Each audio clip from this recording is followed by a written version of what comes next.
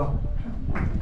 Now, sa Bible po, although ang ating pong original, ito lang po gusto kong emphasize po sa inyo. Kahit po meron po mga bata na mga magulang namatay, o minsan sila po ay iniwan, kaya hindi nila alam kung sinong magulang nila. Minsan sila ay pinaampon. Gusto ko lang pong ipaalam sa inyo, wala ni isa sa atin po na ulila. Wala po. Tayo po lahat ay merong magulang. At ang pinakamatindi po natin magulang, the Father in Heaven. Amen? Now, yung mga magulang po natin dito sa lupa, ang tawag lang po niya, mga pinagkatiwalaan, stewards of our life. Yung mga magulang natin, ang tawag din po sila, mga surrogate parents po. So, sila 30 at saka si Joy, although they will do their best para palakihin si Iowan, they will do their best, pero because they're still human, may mga pagkakataon, meron din sila mga lapses. Kaya po dito papasok po ang mga ninong at ninang. Amen? So mag-ano po tayo, magtutulungan tayo. Kapag kayo po isa sa pinili sa ninong at ninang, hindi lang po ang responsibilidad ninyo kapag Pasko. Hindi po. Actually po, hanggang sa paglaki ng bata, kapag meron sila mga problema at naghahanap sila ng gabay, kayo supposedly ang second parent who needs to give them guidance. So, ito po ay importante kasi si Jesus Christ po, ang tunay ng Ama, God the Father. Pero, nag-submit siya sa kanyang surrogate parents na si Mary at si Joseph. Kumbaga sila rin ninong-ninang din sila. So, kayo rin po, ang magiging pangalawang magulang ni Iowan. So, pwede ko ba bang tawagin ang mga ninong at ninang tumayo? Yan. Meron po ba? Na sino po ang mga ninong at ninang? Pwede po bang tumayo? The sponsors po. Mukhang hindi pa nila alam kung ninong at ninang sila. Oo, ayan. Ngayon alam na nila. Sige po. So ganito po. Ang dami po nilang ninong at ninang mga kaibigan, pero pinili kayo. You are the chosen few. I do believe hindi po nila nakita ang bulsa nyo nung pinili kayo. Ang nakita nila, core values ng inyong pong buhay. They saw something na maaaring pwede pong makuha ng bata sa inyo, katulad po ng pag-uugali, pananaw, ng inyong pong disiplina, ng inyong pong mga experiences. Maybe yung enthusiasm nyo to face life even with all its problems. So, I think yun ang nakita din po ng mga magulang nito. So, ito ang i-impart nyo sa bata. I will just like us, 30 and Joy, together with Iowan to stand in front. At tawagin ko rin po lahat ng mga ninong at ninang dito. At palibutan po yung mag-asawa. Pakikuha po ang inyong mga kandila.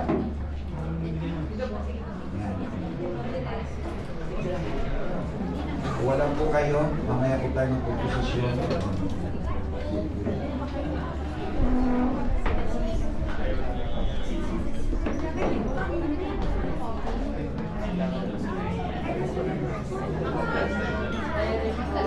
Sige ko pa. Ngayon po, uumpisahan nyo na ang inyong role as a godparent. Pag sinabi kong godparent, representative po kayo ng God. Amen? So, ang pinaka-best na regalo may bibigay nyo bukod sa material ay ang inyong pong panalangin, ang inyong pong gabay. Paglaki po ng bata, ay tumili, baka isa sa inyo, takbuhan niya, kayo po magbibigay ng gabay. So dito pa lang po, uumpisahan nyo na siya po ay pagpalain spiritually. Bago pa ang material, spiritual blessing muna po.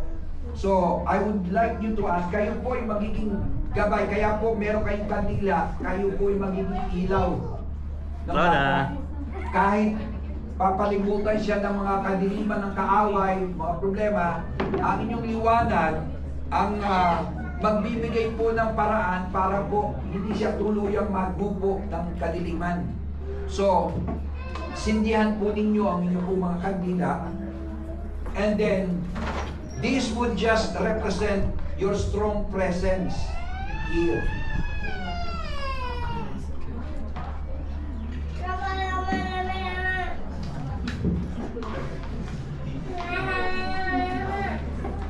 Sa Bible po,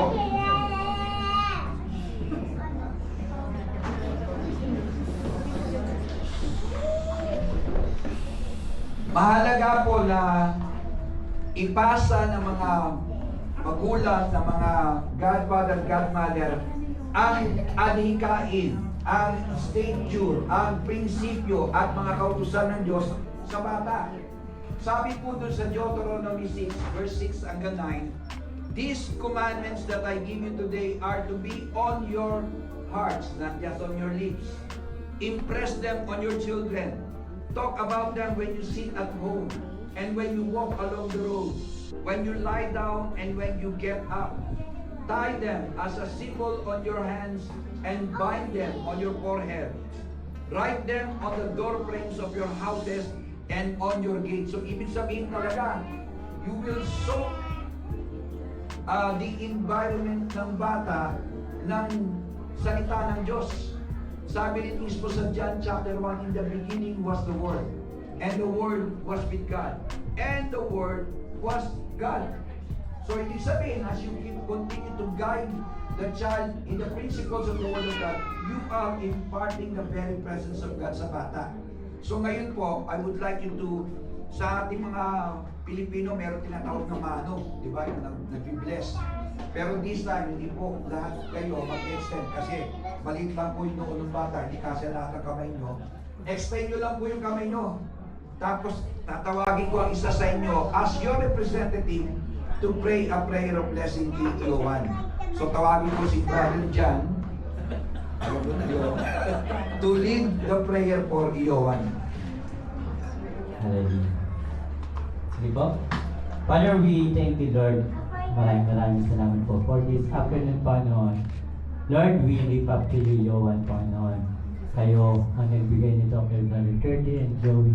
Panginoon, Lord, he is a blessing po sa kanilang buhay, Panginoon. And Lord, we pray, O God, na kayong patuloy na mag-bless sa mag-asawang ito, Panginoon, as they guide Iowan as they grow up.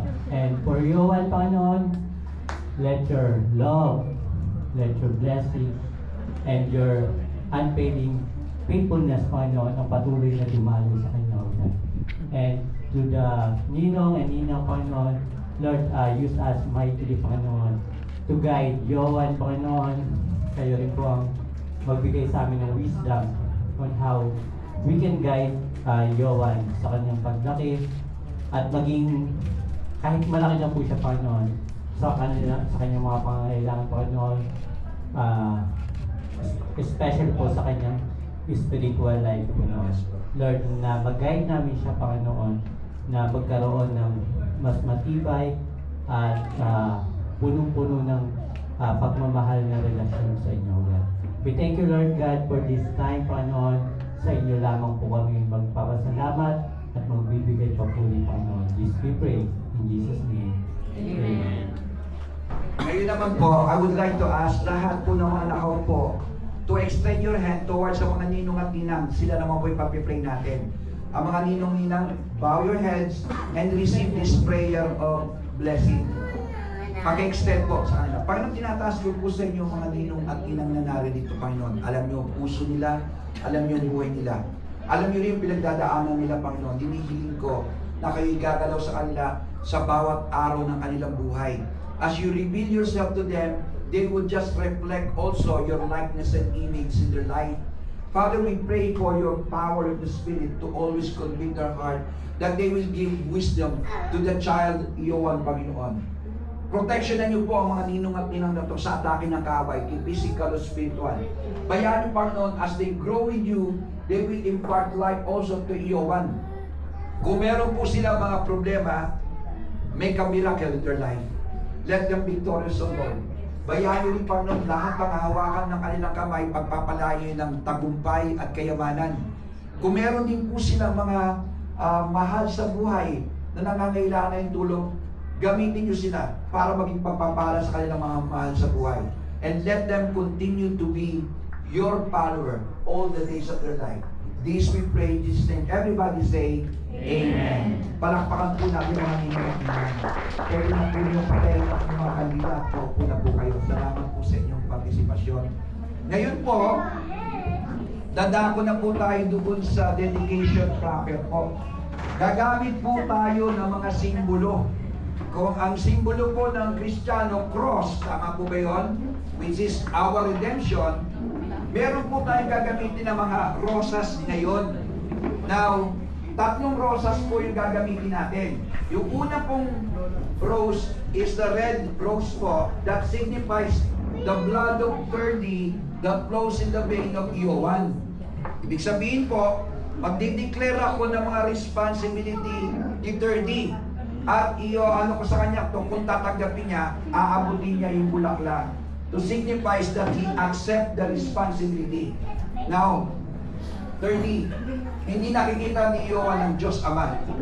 That means ikaw ang representative ng hindi niya nakikita Diyos. You will be the representative of the Father in heaven. Ikaw magiging tagapagtanggol ni Iowan. Ikaw magpo-provide sa kanyang mga pangangailangan. Itataguyod mong tahanan na kung saan tinalaga ng Diyos si Iowan sa pananampalatayang iyong naunawaan. Ikaw rin ang magtitrain sa kanya sa kabutihan at sa kabanalan. Ikaw rin ang didiscoveryhin mo ang kanyang potential, ang kanyang talent. Ikaw ang magbububog sa kanya para i-prepare siya, ihanda siya para maging pagpapala sa tao at magbigay walahati sa Diyos at bigyan din kayo ng tagumpay ng bata ito. Do you accept that responsibility? Next po is the white flower po. The white flower po signifies the purity of life na inilagay ng Diyos sa sinapupunan ni Joy. Nakakatuwa po ito kasi ang nanay may 9 months advantage sa tatay. Ano ibig sabihin 9 months? Kasi hindi pa nararamdaman ng tatay, nararamdaman na ng nanay, nararamdaman ng bata. At nauna nang naintindihan ng batang pagmamahal ng nanay kaysa sa tatay.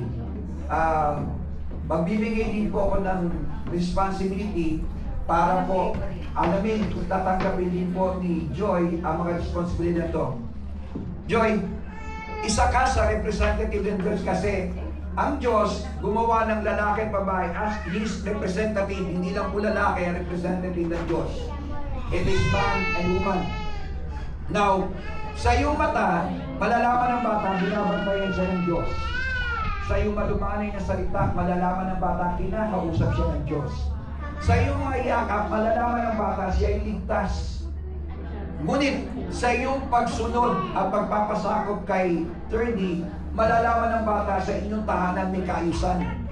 Makikita rin ng bata sa iyong pagsuporta sa pangarap, sa vision ni 30, siya rin ay susuportahan nyo. Sa iyong pagsuporta at pagtulong kay 30, malalaman ng bata, siya rin ay bahagi ng isang team, ng isang grupo na kung saan siya ay may bahagi din. Ito ang iyong ipamumulat sa bata. Tinatanggap mo ba ang responsibilidad na iyon? Amin po, Pastor. Ang panghuli po ay pink na maliit na rosas. Bakit po pink? Pinaghalong pula at puti. Ibig sabihin, kombinasyon to ng pag-ibig ni 30 at saka ni Joy, nagre-represent ito kay Iowan. Kaya po siya nakasarado pa dahil may nakatago pong potential ng bata. At yun ang didiscovery nila 30 at saka ni Joy. Hanggang sa mamukadkad po sa talento, sa galing, at sa kanyang purpose ang batang ito. Tinatanggap niyo ba 30 and Joy na ingatan ng bata to ayon sa kalooban ng Diyos? Tayo po tayo lahat. We will now anoint the child.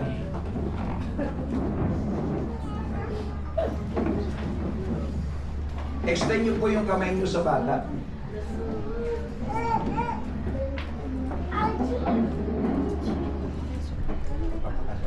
Okay.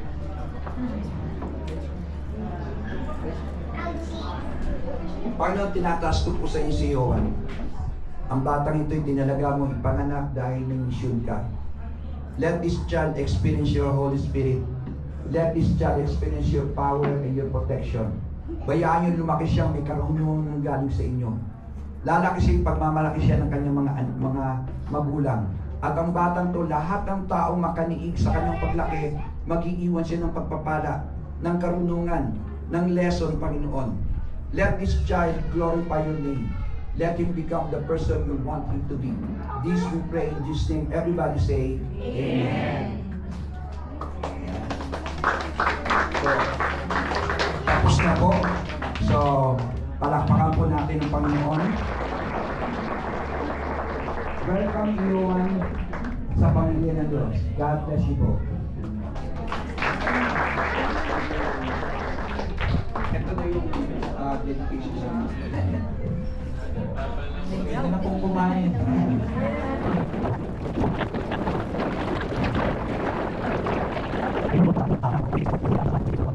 Thank you.